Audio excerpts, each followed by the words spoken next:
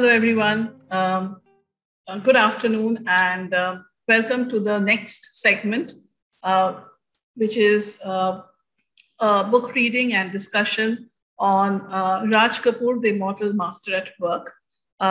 This is, of course, the author is Mr. Rahul Ravel, and we'll just start the session in a couple of minutes. Before we start the session, I would like to invite Dr. Vidya, our Pro-Chancellor, to invite Mr. Rahul Ravel to the Symbiosis Literary Fest 2021. Dr. Vidya. Thank you so much, Sulakshana. Welcome, Mr. Rahul Ravel, to Symbiosis once again. In fact, he visited Symbiosis many years ago when, of course, campuses were open to inviting people. He was here at the Symbiosis Institute of Media and Communication. And more importantly, I think during the shooting of the movie Bodyguard, which happened on the Symbiosis International University campus at Lovely, Mr. Rahul Ravel used to come pretty often. We know his association with the Kapoor family and more specifically with Rishi Kapoor. And I think this book he was speaking to me about since many years has really now come out, and we are here to discuss it at the Symbiosis Literary Festival. I must also pay homage and remember Mr. Rishi Kapoor, who was here with us at the first Symbiosis Literary Festival, and he enthralled the audience not just by his presence, but by his speech, by his interaction, and what a wonderful time. Unfortunately, we have lost him, and a great actor, but nevertheless, I think the whole family, the whole Kapoor family has contributed to Indian cinema so much that I'm glad that Mr. Rahul Ravel thought of writing about the family and more specifically about how Raj Kapoor has also shaped his life. So thank you very much, Mr. Ravel, and we are looking forward to your session. Thank you, Vidya ma'am, for introducing us to Mr. Rahul Ravel. But good afternoon, everyone. My name is Sushobhan Patinkar. I'm from Symbiosis Institute of Media and Communication. I got this really great opportunity to host this session with a very renowned filmmaker, Mr. Rahul Ravel. Rahulji, welcome to Symbiosis Literary Festival, and it's an honor and privilege to host this session and hold this book discussion. And for all our dignitaries who are attending this Zoom meeting at this point in time, I would like to introduce briefly to Mr. Rahul Ravel. Mr. Rahul Ravel is a filmmaker, and he belongs to a filmmaker's family. He has his father was a filmmaker, and Mr. H.S. Ravel, he has produced some of those greatest films from Bollywood, that is Mere Mehboob, Sangharsh, Laila Majnu, and many other films. And in some ways, Mr. Rahul Ravel got this understanding of films from his father. And one of his interviews which I heard on Rajya Sabha TV, he said that he wanted to become a nuclear physicist, but one day he visited sets of Raj Kapoor, and that's where he got the inspiration, and he became a filmmaker. He assisted Mr. Raj Kapoor, and he assisted two big films which were directed and produced by Raj Kapoor. One was, of course, Mera Naam Joker, and the other film, the biggest hit probably, which launched Mr. Rishi Kapoor and Dimple Kapadia, that is Bobby.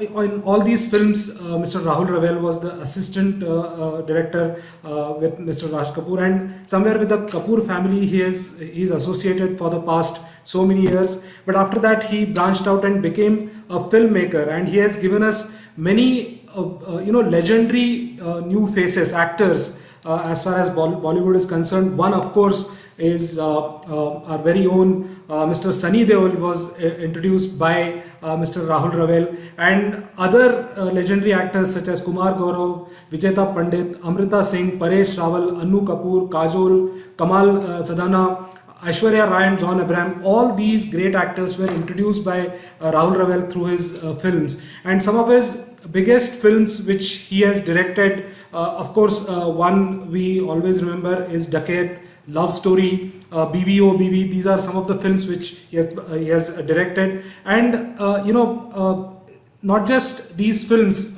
he's he's a filmmaker who's on the jury of selection of Indian films at Oscar Awards in 2020. He has represented INB Ministry at the Berlinale, that is Berlin Film Festival, and Cannes Film Festival in 2019. And recently, he has been appointed as jury chairman of BRICS Film Festival. But the reason why he's here today to talk about a book which he has written and which will be launched and released on 14th December 2021. And the title of the book is Raj Kapoor, The Master at Work. The person who his inspiration is, and somewhere as a child some 30 years back even, I was really mesmerized by films produced by Raj Kapoor. Some of his films such as Awara, Aag, Bobby, Mera Naam Joker. Although I don't belong to that generation, but those were simply the greatest films probably Bollywood has seen in the last 60-70 years. So welcome Mr. Rahul Ravel, and we are really privileged and honored to have you in this particular festival. And I would request you to kindly talk about your book first, and then we will take a question and answer session, and we will ask more questions about your book. Thank you once again, and I invite you to talk about your book, sir. Thank you. Thank you very much for having me here. Thanks to Vidyaji, who has been really very supportive all the years I met her. And thank you to everybody else. And when we talk about the book, for me, this book has been my homage to my guru, that was Raj Kapoor. See, there are lots of books written about him, but people talk about him being a showman, and my book is not about that. My book is The Master at Work. I'm going to show you a copy of the book. This is what the book is going to look like. This is the final edition of the book. And here it is, Raj Kapoor, The Master at Work. And this book was done all from memory. I had no notes or anything. It was just memory of Raj, which, pushed me to writing this book. And as I kept not writing, narrating. As I kept narrating, more and more incidents kept happening. And now that I finished doing it, I still remember more incidents which are happening. So which unfortunately I could not put in the book. Maybe people like this book, which is most important. I may do a sequel, because I can remember so much more now. And, the book deals with what he was like when he was shooting. What went on in his mind, how he looked at scripts, how he decided on scripts, how he handled actors. It's also very witty. What was his sense of humor and his obsession and quirks. All geniuses have obsessions and they're quirky. So his quirks and his obsessions, like his obsession for food, was very, very big. And so it's all there. And how he influenced me in 5 films that I made. That were, 4, that were in Love Story, Betab, Dakat, and Arjun. These 4 films were made by me, and how his work influenced me through those films. And the book, I've had great support from the Kapoor family. Ranbir Kapoor has been an absolute pillar in going through this whole book for me till today. He stands up with me for anything. Unfortunately, he couldn't be here today because he was up for something else. And as far as Rishi Kapoor goes, to whom this book is dedicated, he was a friend for about 60 years. Right from our nursery days, we grew up together, and He was very close, very, very close friend. Then there was all the children, Reema, who is the daughter of Raj. She's here. And then there is Chimpu, who's not with us anymore, Rajiv Kapoor. Then there is Ritu Nanda, again, she's not there. And there is Krishna Auntie, you know, the matriarch of the Rajput family. And when I decided to write the book, and I spoke to her about it, she said, Rahul, you must write this book because you're the only living person who knows my husband's work and will be able to tell people about the way my husband worked. So that really got me going, and the book came about that way. There are lots of people who have helped me out, and I did not write the book. I narrated the whole thing into a computer, and this was penned into words by a young girl called Pranika Sharma. She now has her own company called Saga Fiction, which publishes books on the net. And she was a young girl, very enthusiastic, and she helped me a lot in this. And basically, it's taken me 3 years, but the actual work we did was during the lockdown, where we sat and over Zoom. I would narrate the incidents to her, she would write it, you know, which is... so that's part of the book, and then there are about 8 chapters which talk about the technique, which is... so that's me, that is like there are master class for any person, which who is either a film technique or, you know, a filmmaker, that is like a master class knowing how people think, who is either a film, you know, a filmmaker or somebody who's only portraying something, knowing how people think in his mind, how does you, so that what leads to that is described in portraying something, but what is in his mind? So this is a way. How does you? So that thing has gone about. That is described in, I hope, in real detail. Thank you so much for that little introduction.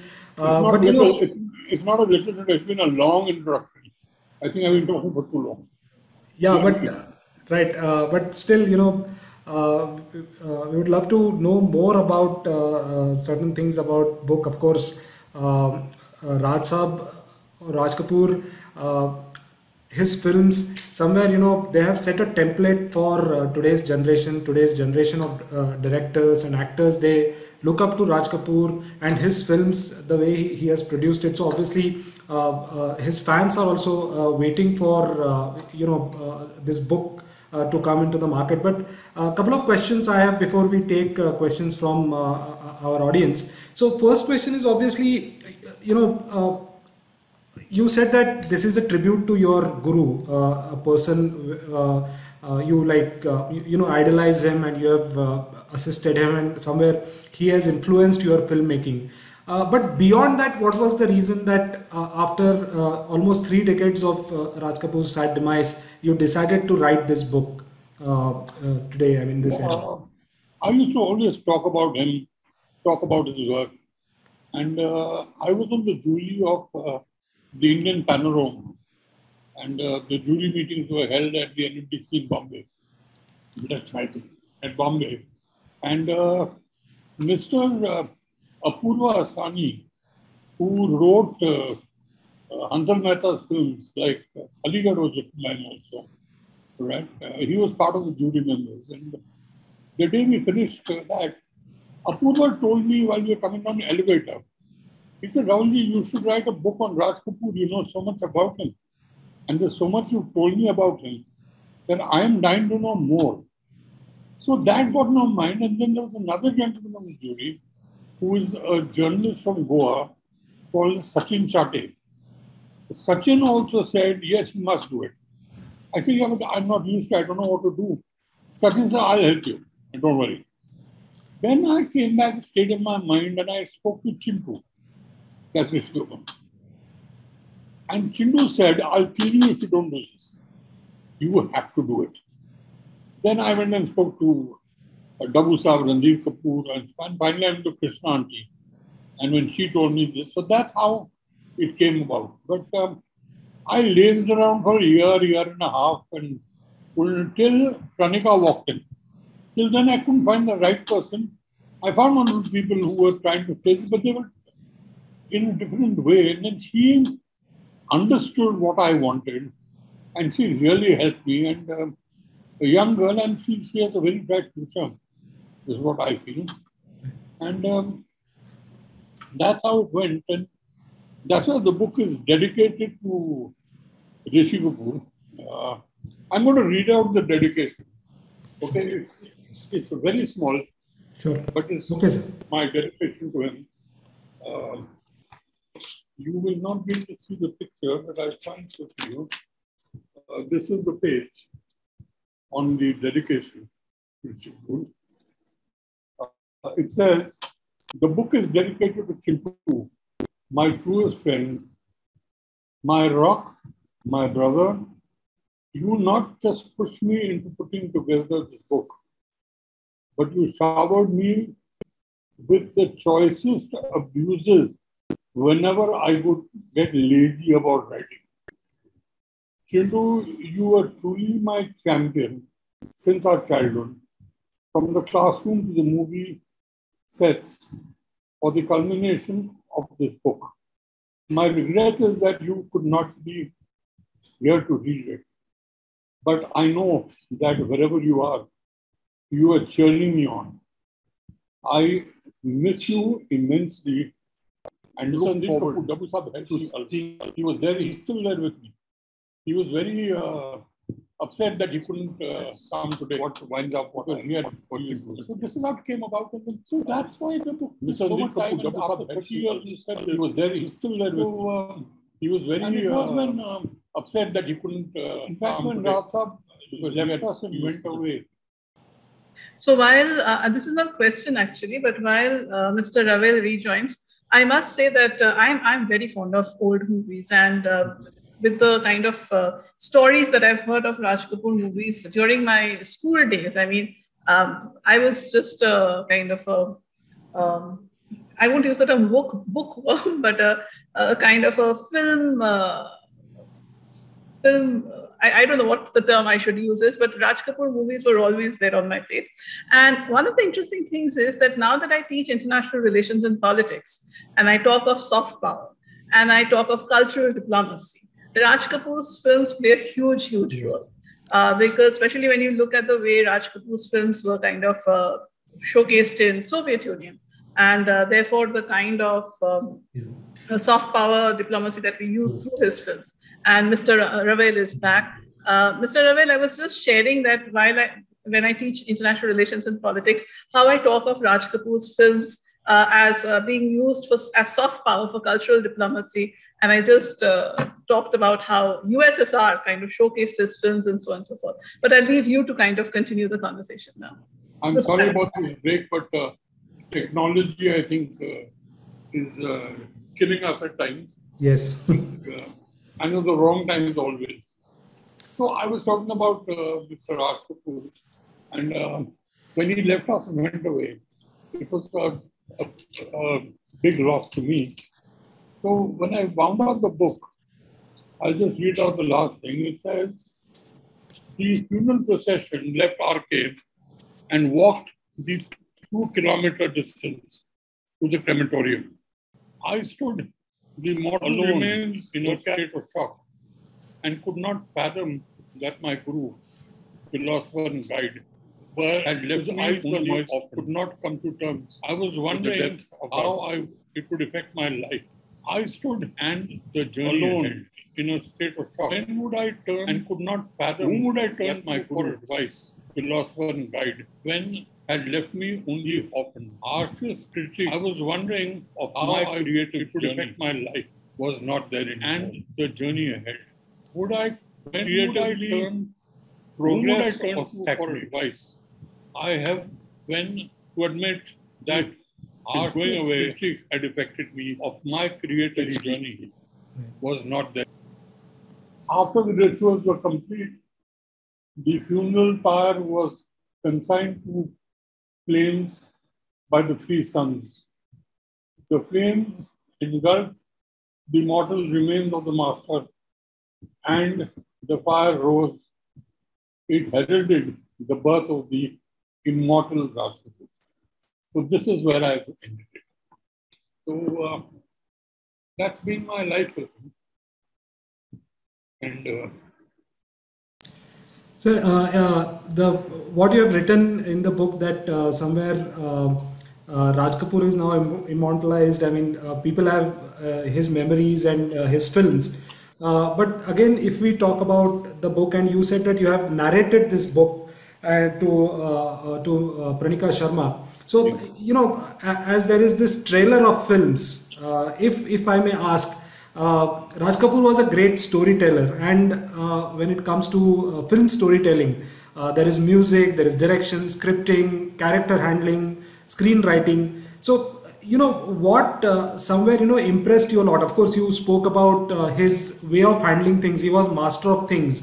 He used to multitask a lot. But what amongst all those tasks, which he did was fantastic, you know, which you were like really impressed with?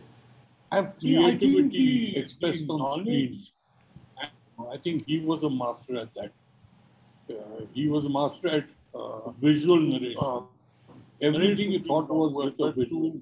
That's what made him what he was and made us realize and made us think back. Because if you see his films, everything in his films, there is a reason for him to have done that. You know, even if it's just a normal shot, just a normal man walking, there was a reason behind it of why the man was walking. And also, when he'd edit, is when things would make a big difference. I mean, in those days, we did not have competent editors like we have today. There were just a couple, and they were more of job. This was a man who actually changed the impact of a scene by the edit. At times, he would change a shot. You know, like if there's a scene where the emphasis while shooting was on Sana Valentina, the Russian actress in Joker. He replaced that with a close-up of Dharmendra.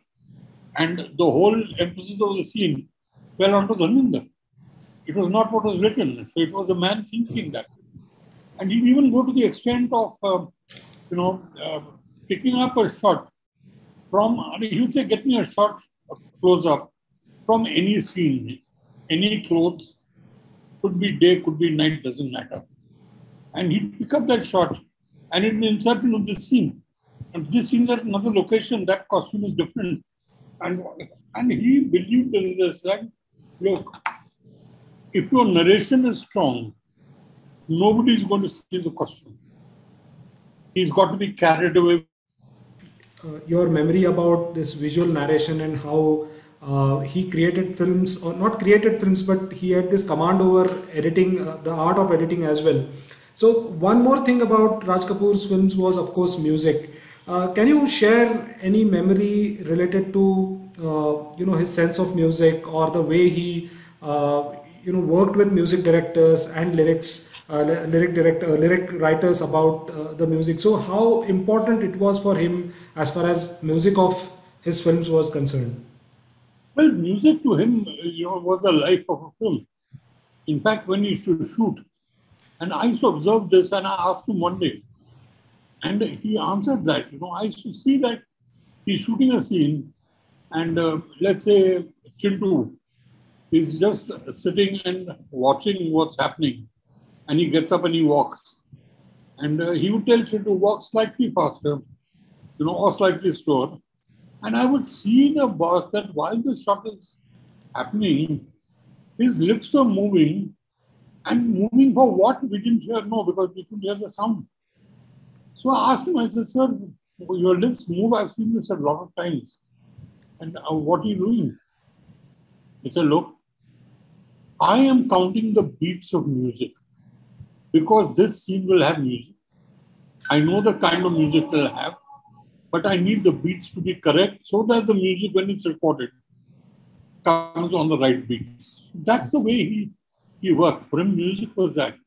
In fact, there were two songs when I joined him in 1968. There were two songs I heard from him. One was Jhoot Bole Kaua Kaate, and the other was Sun Sahaba Sun Pyar Ki Dhun. Now, this was 1968.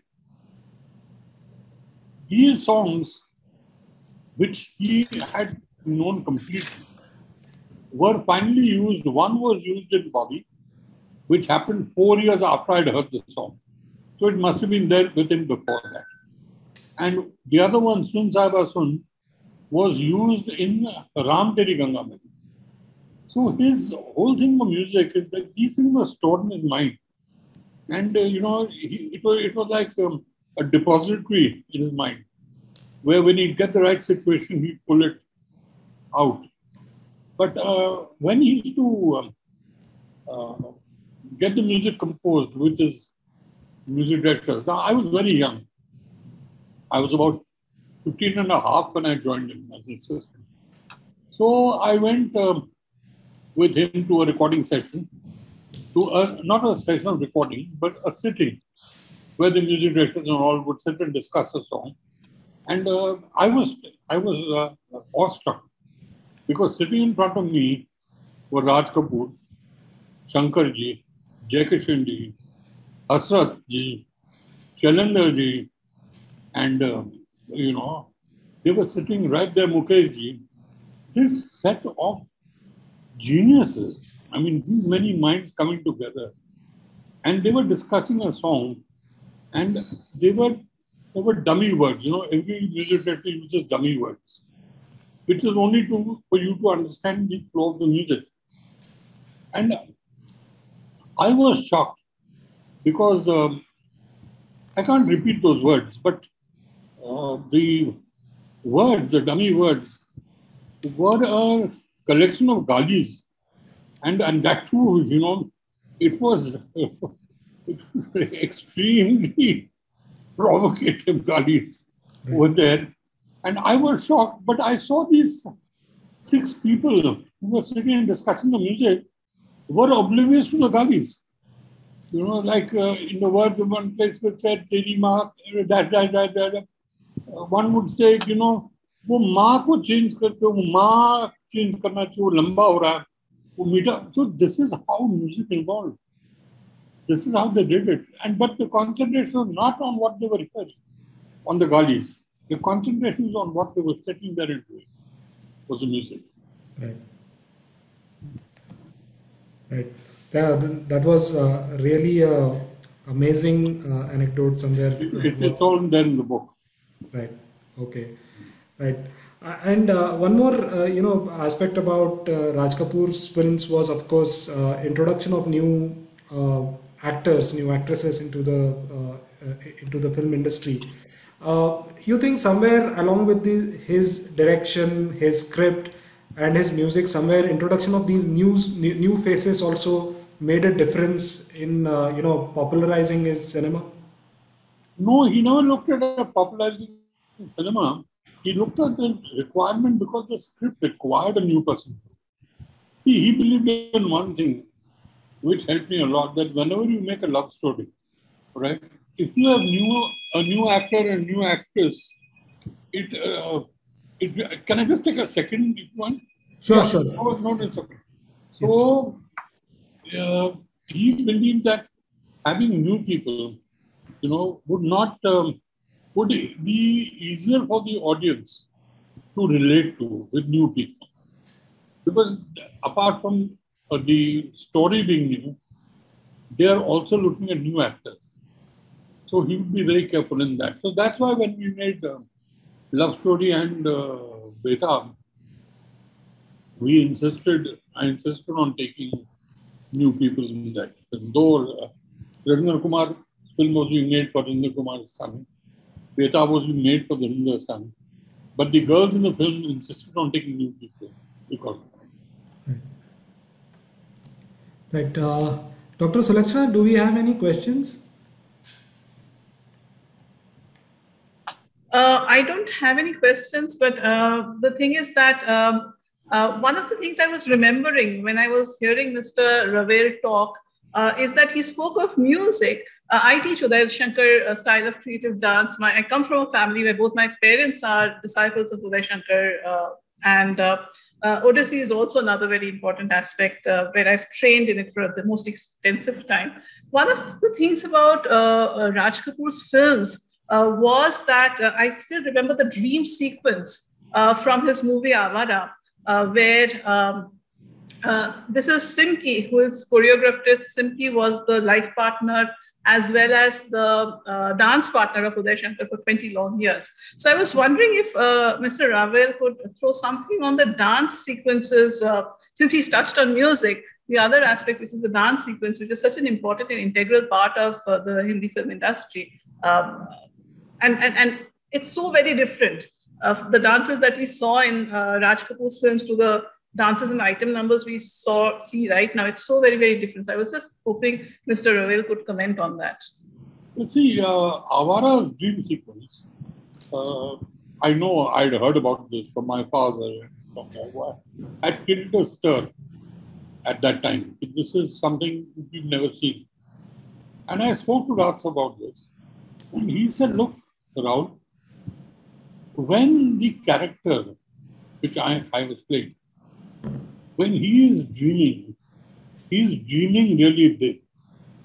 His dreams are always what his ambition is.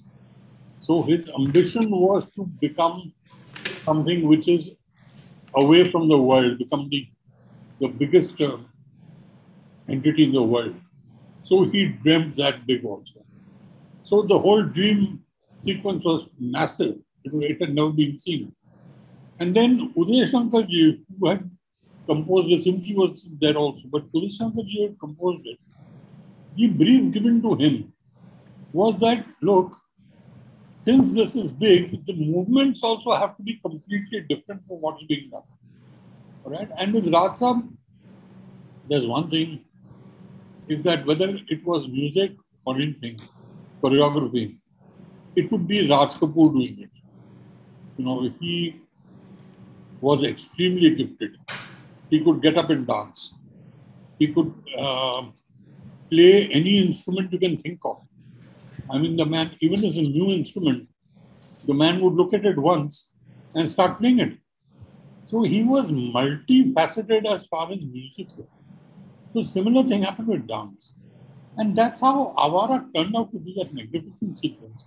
And if you notice in that, when the antagonist, which was K.N. Singh, when K.N. Singh appears, the set also changes to hell. K.N. Singh goes larger than what Raj Saab and PR. So it was his thoughts of how a man of his stature would think. And all the movements and all were all centered around that. And please, you mentioned today's dancing. I think we should stay away from that because that's a different thing. Because I can't understand how they're dancing or what they're doing in film. And I can't even understand the words of the songs today. So that's another story. But I must tell you now about his quirkiness. We spoke about his quirkiness. This one example of his quirkiness is that I was coming back from town with him. It was late night. We're in the car. And suddenly we had come from Dadar going towards his house in Chambur. He told the driver, Gadi Raman Saab ke aano. Raman Saab was the financial controller of RK. And Raman Saab had passed away. And his son Ramu had taken over Raman Saab's business. Now Raman Saab had become a distributor for Tamil. So RK's films were being done by him. And Bobby was a runaway hit. But the overflow, which was due to Raj Saab, had not come to him. You know, Ramu would pay. So at night, he told them, Ramu, drop the car. In the middle of the night, he got out of the car. And in this gully, he shouted, Ramu, Ramu. So people started even waking up in their houses and looking, and some people recognized him, Raj Kapoor is standing down there. And they came down, and then Ramu came running down. Now, Ramu, a South Indian, wearing a lungi, which is folded half, and bare-bodied with that sindoor tika on his head, came running down and said, "Yes, sir, yes, sir." And Asaf said, "Mera overcoat ka hai. Where is my overcoat, Bobby?" So he said, "Mere paas hai." He said, "Tumhare paas kyun hai? वो मेरा overflow मेरे पास होना चाहिए. Why is it lying with you? It's my money." So he said, "Yeah, I'll give it to you." He said, "When will you give it to me?" He said, "I'll give it to you soon." And Rasa suddenly caught his lungi and pulled it. And Ramu was left naked on the street with people laughing and him trying to cover his manhood.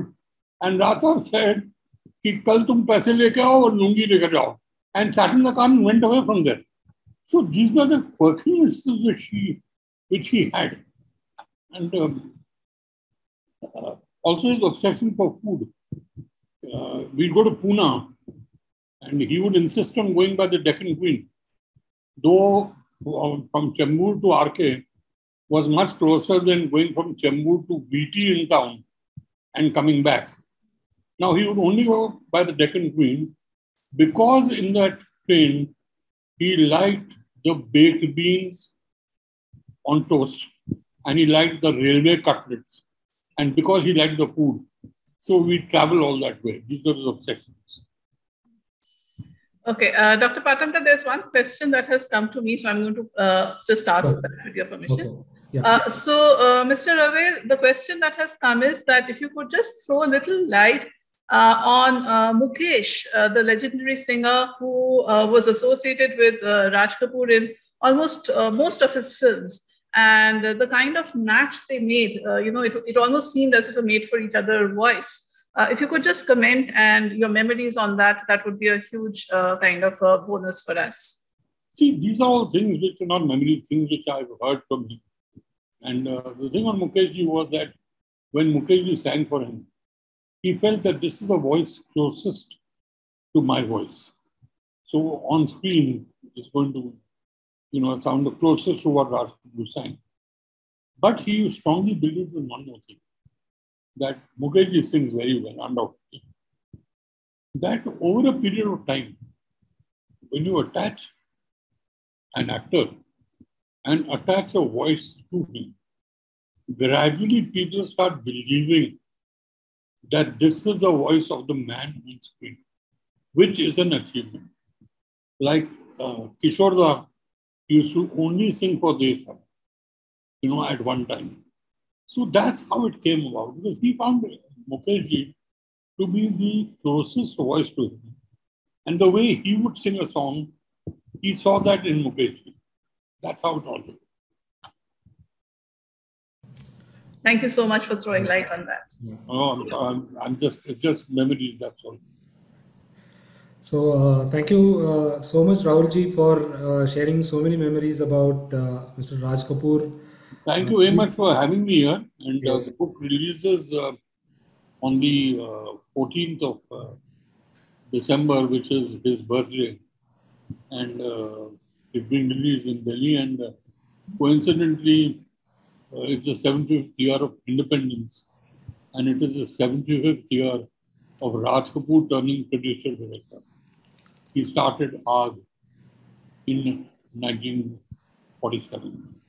So that's a coincidence, and this will release on December. I hope people like it, because I think there's a lot of talk about it. So I hope there's no disappointment from people on the book. That's all one can hope for. Yes, definitely.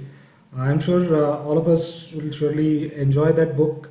Raj Kapoor is alive through his films, but books such as what you have written will throw some more light on about his art, about how he handled this form of storytelling, and this will definitely add our experience when we again watch his films in coming years. So thank you so much for joining us in Symbiosis Literary Fair. Thank you very much for having me here. Yes. I must thank Vidyaji a lot for this. Yes. And believe me, I can say one thing very proudly, is that people who are keen on knowing about cinema and what happens, this is truly a masterclass. Right. Those 8-10 chapters are a true masterclass on a filmmaker. That's a very, very important part of the book. Thank you so much for having me here. Thank you, Rahulji. Thank you so much. Thank you very much. Wish you all the best. Yes. Thank you so much. Bye. Thank you so much, Mr. Ravel. Thank you, Dr. Patankar, also thank for you, everybody, and let me thank all the viewers also. I see that there are 169 people. So, I probably got on maybe about 150 people's nerves by talking so much. And so, Thank you for those precious memories. And thank you, Dr. Patankar, for steering this session. Thank you, Dr. Patankar. And Suraksha, thank you very much for this. Thank you. I'm really obliged. Thank you.